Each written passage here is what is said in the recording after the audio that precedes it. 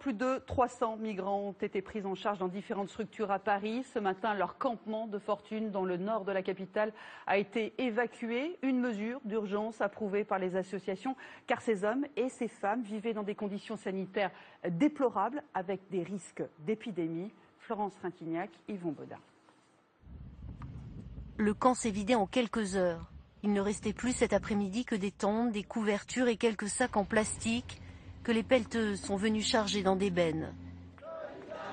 Tôt ce matin, la police a bloqué le quartier de la Chapelle avant de demander aux migrants installés sous ce pont du métro aérien depuis plusieurs mois de quitter les lieux. L'évacuation était annoncée et aux côtés des policiers, des membres d'associations étaient là pour rassurer les migrants. Ça s'est plutôt bien passé. Après, c'est un énorme dispositif.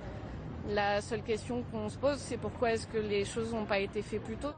Ces hommes n'étaient pas dans le campement lorsque la police est intervenue. Tous cherchent à y retourner pour être évacués avec les autres. Effectivement, je suis parti au gare du Nord là-bas pour partir là où on va manger. J'ai entendu qu'il y a des policiers là où on dort ici. Bon, j'ai dit que, attends, je vais revenir voir qu'est-ce qui s'est passé ici. 350 migrants, dont des femmes et des enfants, vivaient sur ce camp. Nous nous y étions rendus il y a quelques jours. Ils dormaient au milieu des déchets, sans structure sanitaire. Tous vivaient en plein Paris dans des conditions d'hygiène très dégradées, laissant craindre l'apparition d'épidémies.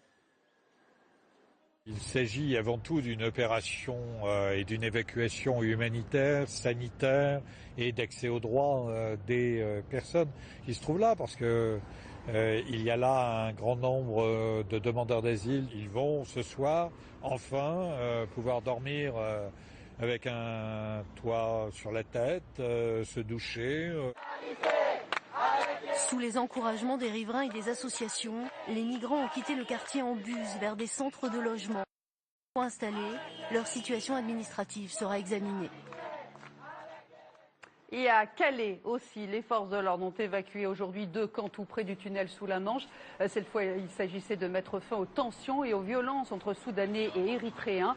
140 migrants ont été évacués. Certains sont en situation d'être expulsés, d'autres vont faire une demande d'asile. Plus de